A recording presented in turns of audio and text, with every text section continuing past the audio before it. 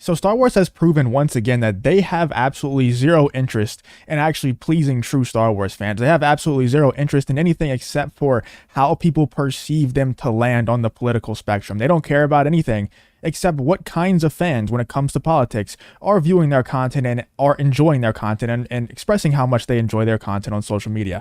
They don't care about anything else. And I don't understand it. I can't for the life of me understand it. But at a certain point, it's just, at the point where I just have to walk away and say that, Star Wars just isn't for me. And I'm not there right now. I was there 6 months ago. I've been gone. I don't care about Star Wars anymore. I don't care about any of this stuff anymore. I will continue to make videos clowning on it because I just think it's pretty funny. And I think that all these people getting so worked up about it it's pretty funny. I can't lie. It's entertaining. It's much more entertaining to make videos on this stuff than it is to actually watch the series. And I am watching them. I just don't care, and honestly, it's making me like the content even more. I enjoy Kenobi a lot more than, let's say Matt or, from A Common Idiot or X-Wing, which I think I'll be on stream with in a couple of days. Hopefully I can get back into this YouTube stuff. But I enjoy Kenobi a lot more than both of those guys simply because I go into the show not caring even a little bit. I just don't care about it anymore, and I expect the absolute worst when it comes to this stuff. But of course we have new Star Wars drama. Of course we have new Star Wars doing Star Wars things, Lucasfilm doing Lucasfilm things. And I'll explain why. Not only is Star Wars doing this, which I already kind of explained, they only care about how the public perceives them and what kind of, political affiliation is associated with Star Wars. That's the only thing that they care about. I don't know why. It's not going to profit for them. But like I said, at a certain point, it's like, why do we even try to understand? Let's just walk away. If you're the type of person that wakes up every day, you see what Star Wars is doing, you see the type of content they're making, you see the type of social media posts they're making, and it makes you mad, you're worried about the wrong things. And I hate saying stuff like this. I hate putting it in this type of way, but it might be time to grow up a little bit. And I don't mean you can't enjoy Star Wars. I don't mean grow up as in grow out of your love for Star Wars. That's not what I mean. I mean grow up in the sense that if you hate what Star Wars is doing, if you hate the posts that they're making on social media, if you hate the content they're putting out, it's time to grow up in the sense that you should probably just walk away from this current regime of Star Wars, because it's not for you. It's not being made for you. It is what it is. It's not going to change. This is Star Wars. And, a lot of people were texting me in the lead up to this Kenobi show saying that this is going to change. We're going in a new direction. Kathleen Kennedy just recently came out and said that Star Wars is going to, turn over a new leaf. We're going to get away from the Skywalkers and all that stuff. I don't care. I had this little glint of hope whenever people started telling me that stuff, and it immediately evaporated as soon as I saw Kenobi, because not only is it a bad show, like, it's just poorly written so far, but it just feels low budget. If the Book of Boba Fett, I kept saying I can't put my finger on exactly what I mean, but it just felt low budget. There's something about it that just doesn't have the Star Wars feel. And if you're a true Star Wars fan, I'm not trying to gatekeep or anything, but the Star Wars fans out there know exactly what I mean when I say that Star Wars feel. It's not just a Star Wars thing. It's every single legendary legacy IP. Lord of the Rings, same thing. Everything has that. Every legendary IP has that certain feel to it. And when certain content nowadays comes out, The Matrix, the new Matrix movie is a perfect example. When certain content comes out and it just doesn't have that it factor, that feel to it, you can immediately tell if you're a true diehard fan of that IP. But anyway, let's get into the new drama that's happening today. Star Wars tweeted this out. We are proud to welcome Moses Ingram to the Star Wars family and excited for Reva, or Reva, I don't even know how to say the girl's name. Reva, I'm going to say Reva for this video. Story to unfold. If anyone intends to make her feel in any way unwelcome, we have one thing to say. We resist. I'll be honest with you. I'll read the second tweet and then I'll give my take on it. There are more than 20 million sentient species in the Star Wars galaxy. Don't be a racist. And I texted my boy ABJ. Shout out to ABJ, by the way. Hopefully he comes back to YouTube too and we can make some content together again. But I texted my boy ABJ. He told me that Moses Ingram, because I was like, dude, I can't find anyone being racist to this woman. Like, I can't find it. And he was like, she posted a video apparently of her DMs, and there was a lot of people saying very bad things to her, very hateful things to her. And I think that's awful. I don't think anybody should be doing that. Nobody should be DMing any actor or actress from any show or movie and saying racist things, saying anything like that, saying hateful things. It's pretty stupid. I think that Reva's character is extremely cringy. I think that she's really horrible. I might insert a clip right here of her just being extremely cringy. When I'm old.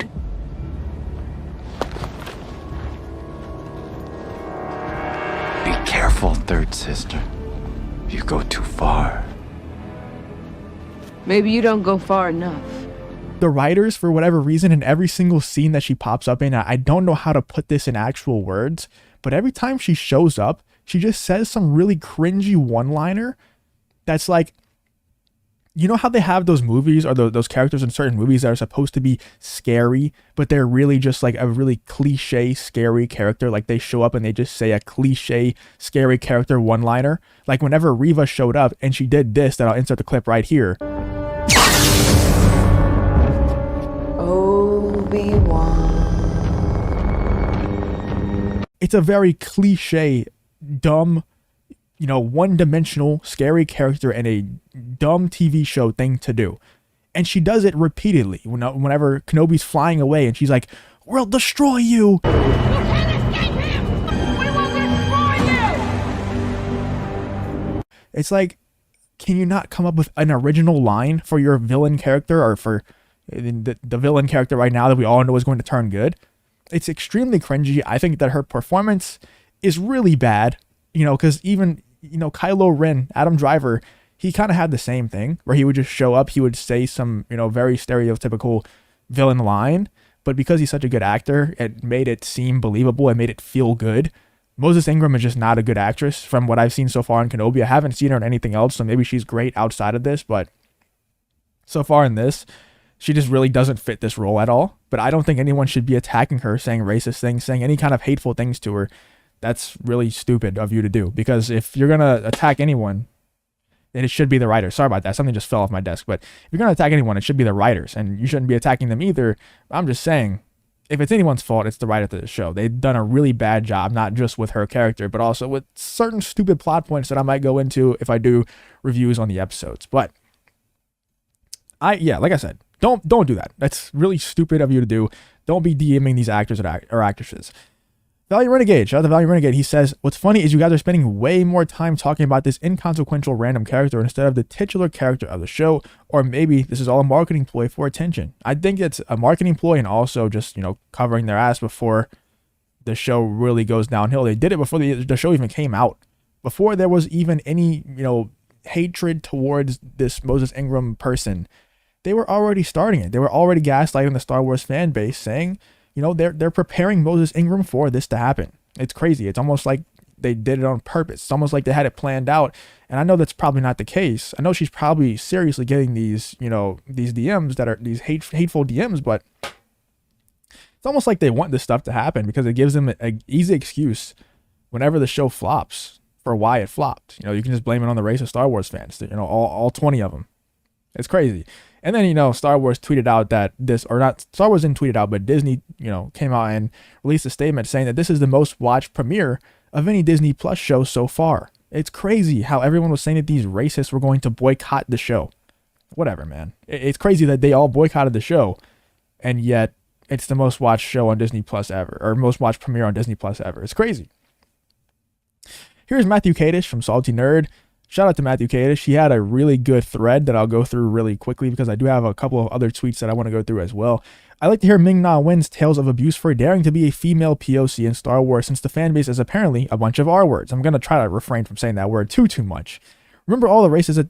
I just said it. I just immediately said it. But anyway, remember all the R word attacks Sasha Banks received for daring to be in The Mandalorian? No, because there weren't any. There definitely... I didn't hear of any anyway. I like to hear Thandie Newton's stories of abuse for daring to be a black woman in Star Wars movie because, fans never criticized a white man like Alden Ehrenreich for being miscast in a movie. That's true. Nobody said anything about the R word whenever we're criticizing Alden Ehrenreich, and I really like him, but a lot of people really hated him in that role. R word was never brought up. Remember how Naomi Ackie got bullied so bad for being a black woman in Star Wars that she had to quit social media? No, because it didn't happen. Because the R words weren't there for that, for whatever reason. And Rise of Skywalker got a lot of backlash, but for whatever reason, now it's R word stuff, and before it wasn't. Because we're just whatever, man. It's absolutely ridiculous. You can't dislike a certain character unless they're a white man. That's the only way that you can ever dislike a character. Because if you dislike a character that's anything but a white man, then you're R word or your S word or you're all these other istophobes that they can call you. It's almost as if a character is bad and poorly written, no matter what they look like, people won't like them. And he has a picture of, I forgot what that droid's called, the one that Lando had some relations with, Alden Ehrenreich, that purple-haired lady that nobody likes, and Jar Jar Binks. I wonder who attacked Rosario Dawson for being in Star Wars. R-word Star Wars fans who hate seeing women of color in the franchise, or unhinged SJW lunatics who accused her of being transphobic. Very, very true. She did get canceled on Reddit and stuff like that. And most of the prequel fans, most of the EU fans and stuff, were just, which for whatever reason, it seems like the people who are EU fans and stuff like that, who were original trilogy fans, prequel fans, whatever, not too much fans of the newer Star Wars, those are the ones being called R-words. And it's crazy because Rosario Dawson, who is a POC, as they like to say, got canceled by the SJW lunatics, as Matthew Kadish says right here, and was kind of celebrated by everyone else. Hey, remember when Disney and Lucasfilm stood against all the I don't want to say that too much, but anti-G-word bigots in the Star Wars fan base by including LGBTQIA plus representation in a Star Wars movie, and then removed that scene in international releases to cater to alphabet organization governments in order to make money? It must be nice to be able to selectively stand by your ideals when it suits you and completely abandon them when it's convenient. I wish I could live my life that way, but again, I'm not a leftist. This is such a good thread, man. You should really go check out Matthew Kadish on Twitter. Tweets out some really good stuff. One more tweet. I'd like to remind everyone that it was two white men, J.J. Abrams and Rian Johnson, who decided to make their central black character in Star Wars a janitor who lust after a white woman, but the fans are the ones who are racist, apparently. Yep. Doesn't make any sense. Just saying. This is one from My Nerdy Home. Shout out to Steph. Just saying. One appreciates fans, the other, well, calls them R-words. And it's talking about the difference between Top Gun. Tom Cruise tweets out how much he loves his fans and stuff like that. And then it's a picture of the Star Wars tweet. Drunk 3PO says, "Thank you, Star Wars. Feels like the Last Jedi days all over again." Echo Base Network, wait a minute. I don't like Reva, so I'm R-word. Lucasfilm, you are truly dumb. Way to continue to lose your fan base. Pathetic. And the thing is, a lot of people are out there saying, they didn't say if you don't like Reva, you're an R-word. They said, don't be an R-word. That's all they said.